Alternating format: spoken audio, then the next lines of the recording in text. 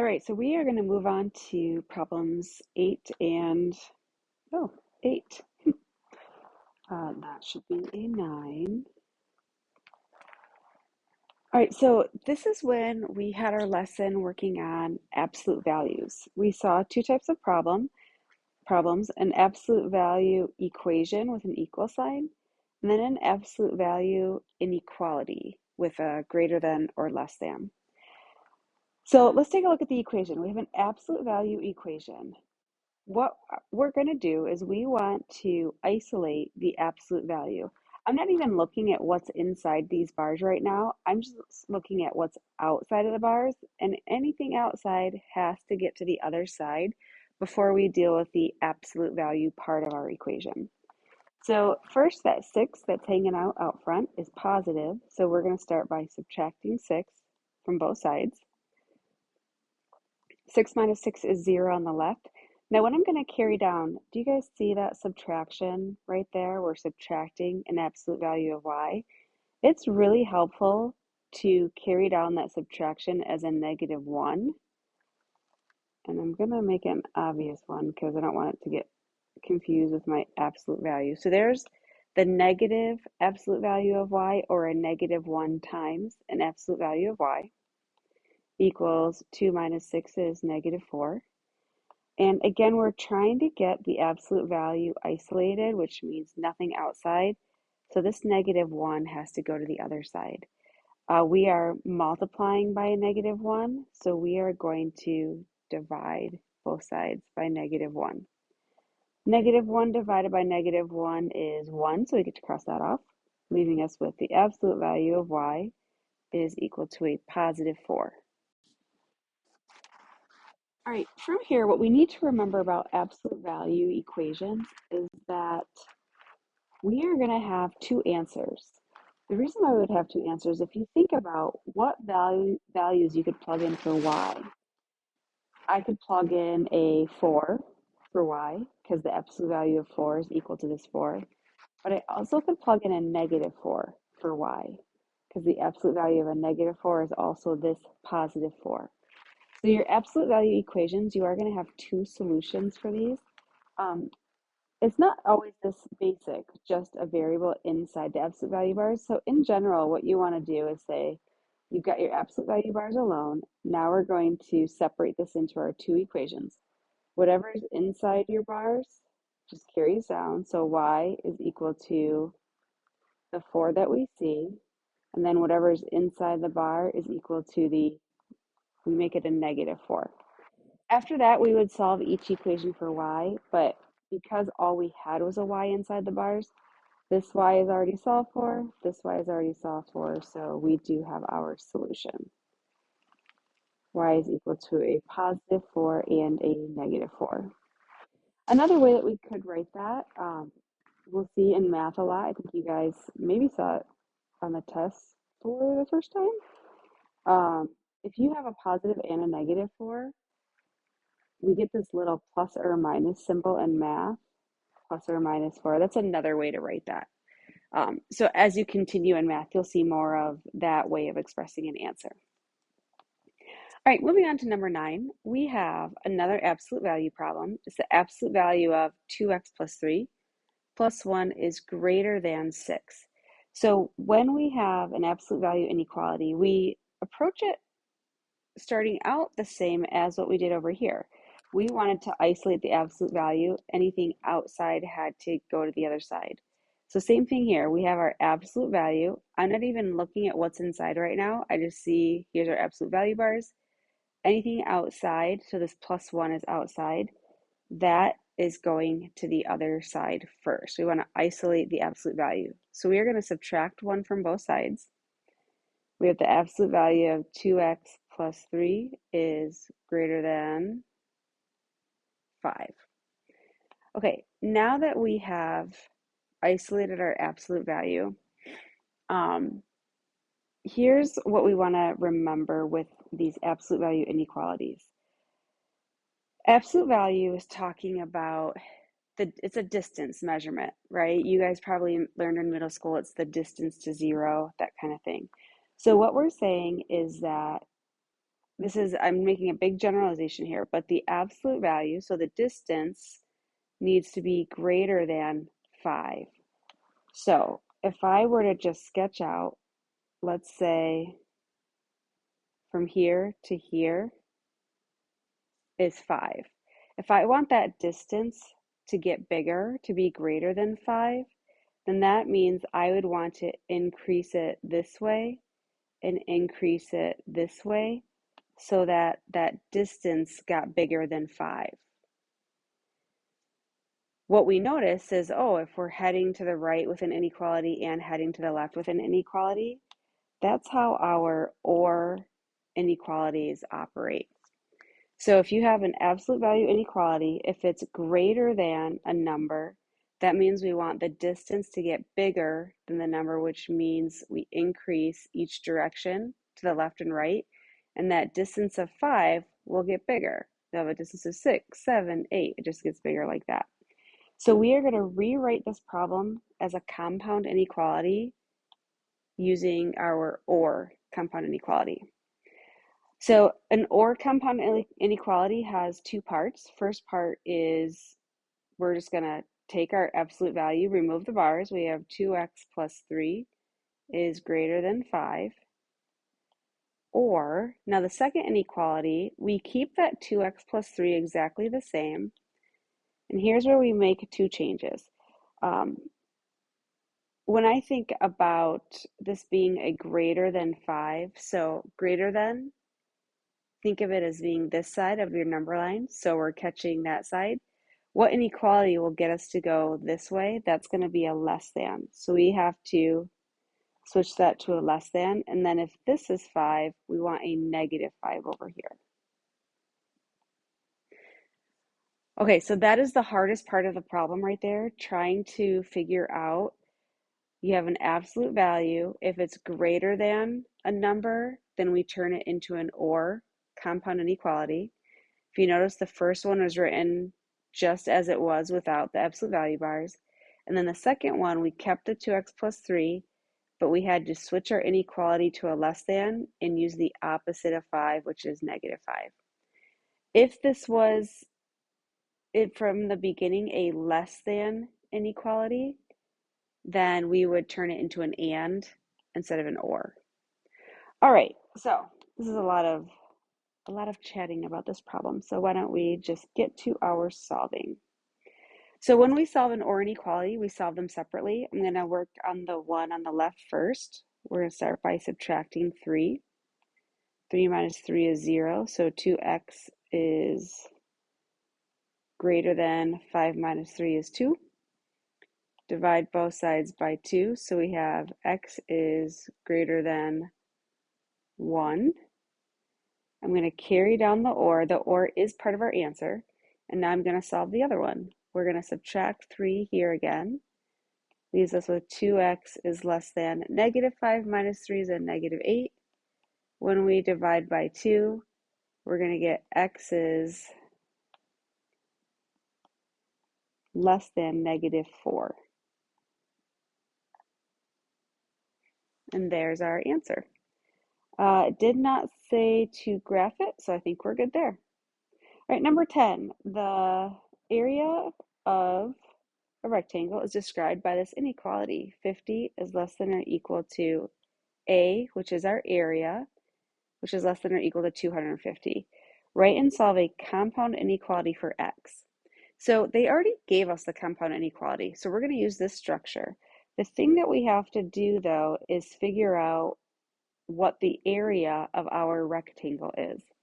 So if we think back to areas of shapes, area of a rectangle is length times width.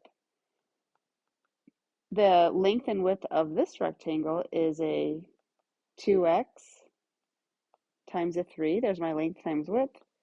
2x times 3 is 6x. So now all we're going to do is, now that we know that a is equal to 6x, we're going to take the 6x and just substitute it in for that a. So we have 50 is less than or equal to the area, which we just figured out is 6x, which is less than or equal to 250. And then we're going to just solve for x. So the x is in the middle. This is an and compound inequality. X is being multiplied by 6, so we're going to divide by 6. Remember, with these and compound inequalities, we divide by 6 in the middle, on the right, and on the left. 6 divided by 6 is 1, so we have that x left alone in the middle. All right, on the left, we have our 50 divided by 6. That doesn't divide evenly, so we can just reduce that fraction to a 25 thirds. Is less than or equal to x is less than or equal to. So the 250 does not divide by 6 either, but we can reduce that fraction to a 125 over 3.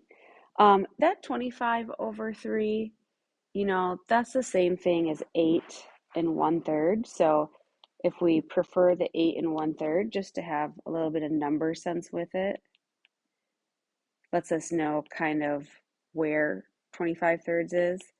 And then 125 divided by 3 is the same thing as 41 and 2/3. So sometimes, we don't use those mixed numbers very often in algebra, but it is helpful sometimes just to get a sense of the area of, this triangle. Like, what would x have to be? That would give us an area between 50 and 250. Well, x would have to be between 8 and a third and 41 and 2/3 to produce an area in this range. All right, getting to our word problems, everyone's favorite. So number 11 says Joe is buying 3 plane tickets and he wants his total cost to be no more than $25 above or below 150. Write an inequality and solve for the price range of each ticket. So there are a couple approaches to this problem. I think we saw a problem like this with our absolute value inequalities, but there might be a more common sense way to get there with a compound inequality. So I think that's the approach I'm going to take here because I think it will just make more sense to everyone. We're buying 3 plane tickets. Well, we are not, excuse me. Joe is buying 3 plane tickets. We know that we want his total cost to be no more than $25 above or below 150. So if we think about that, what we're saying is he's got 150. If we add 25 to that, that gives us a maximum of 175. He doesn't want to go above 175. If we have 150 and we go 25 below that, that's 125. So we know that he wants to be within this range between 125 and $175 for the 3 plane tickets. So the inequality that we'll write is an and inequality. We have our lowest amount and our highest amount, and the price of the tickets will be between those. So we're going to have the price of the tickets between, which will look like an and inequality. So we'll say 125 is less than or equal to, because it's okay if he gets these 3 tickets for exactly 125. He just doesn't want to go any lower than that. And then in the middle here, we're going to put what what is he buying? He's buying plane tickets, but how many? 3 plane tickets, and what we don't know is the cost of the plane tickets. So we're going to say 3 times x, where it's always nice to, off on the side somewhere, just say, x represents number of tickets. Then we can remember, when we solve for x, we'll just remember what we solve for. All right, and then to continue, so the 3 plane tickets will be less than or equal to the maximum amount, which is 175. He does not want to go higher than that. And I put less than or equal to because it's okay. He's okay to spend 175, just no more than that. So here's our compound inequality. Again, we got the 125 and the 175 from this part right here. He wants the cost to be no more than $25 above or below. So that gets us between 175 and 125. Okay, now we'll just solve our inequality for x because it did ask us to solve on this one. So we're going to divide by 3. We're just getting the x alone in the middle. Divide by 3. All right, so as I was about to write out my answers, I realized that I did incorrectly identify the variable. When I said x is equal to our number of tickets, we already know how many tickets Joe wants to buy. He wants to buy 3. So x wouldn't represent the number of tickets. So I apologize if you guys caught that and that seemed a little confusing. What x is actually representing is the price of a ticket. The price of each ticket. All right, so 125 divided by 3, because we're talking money, it's okay to do some rounding here. We want to round to the nearest hundredth. So this is a 41.6 repeating, so we're going to say 67 for 67 cents. I'm going to go ahead and put a dollar sign on that. Is less than or equal to x, which is less than or equal to 175 divided by 3 is $58.33. And now that's the range of each ticket that he's buying. His ticket cost has to be between $41.67 and $58.33 to meet this criteria of having his total fall between 125 and 175. All right, you guys, we made it to our last problem. You still with me? Woohoo! All right, so Mike and Dan are biking on the same path in the same direction. Mike is biking at a rate of 12 miles per hour, and Dan is biking at a rate of 16 miles per hour. Write and solve an inequality to find when Dan will be ahead of Mike on the path. Okay, so here's just kind of a picture right here. Here's Mike trucking along. He's 8 miles ahead. This is not drawn to scale. Here's Dan back here. But if you notice, Dan is actually going faster. He's biking at 16 miles per hour. He's probably a little younger than Mike. Mike's only biking at 12 miles per hour, but Mike got up early and got a head start. So Dan at some point is going to pass Mike and then be ahead, biking him for the rest of the day. So the question is, we want to know when that will happen. When will Dan be ahead of Mike? So when I see a problem like this, I really focus on the question first. It says, write and solve an equality to find, we want to find when Dan will be ahead of Mike on the path. So what I think about in words is I'm trying to figure out when Dan is ahead of, when we're talking about inequalities, that's going to be greater than. So when is Dan ahead of, when is his distance greater than Mike? And that just gives me a structure to set up. So then I say, all right, well, what do I know about Dan? We know that Dan is biking at a rate of 16 miles per hour. We're trying to find when Dan, we're trying to find a time. So how about if we let X represent our number of hours? So if Dan is biking 16 miles for every hour, then we would represent that with 16 times X, the number of hours. That's how many miles he's biking. We want to know when is that going to be greater than what Mike is doing. Okay, so Mike is biking a little bit slower. His rate is 12 miles per hour. So he's 12 miles times every hour. But in this picture, we have some additional information. See how Mike is already ahead of Dan? So Mike has already biked 8 miles. So we want to add in those 8 miles to Mike's distance right now. All right, so there's our inequality. We are just going to solve this for x. Our first step is just going to be to get the x's on the same side of the inequality. So we can subtract x from both sides. 12x minus 12x is 0. This leaves us with 16x minus 12x is 4x is greater than 8. And then we'll just keep solving for x by dividing by 4. So we have x is greater than 2. So our answer is a little nuanced. We can't just say x is greater than 2. We want to give a full sentence answer in the context of this question. It's really easy to say, oh, Dan's going to be ahead of Mike in 2 hours. Well, in 2 hours, they're going to be at the exact same spot. Dan actually is not ahead. So see how this is a greater than? So our answer has to take into account that it has to be more than 2 hours when Dan actually passes Mike. So a good sentence for that would be instead of in 2 hours, let's say after 2 hours. Dan will be ahead of Mike. Nice job, Dan. Sorry, Mike. All right, there you go. We finished our review, our ticket to retake the test.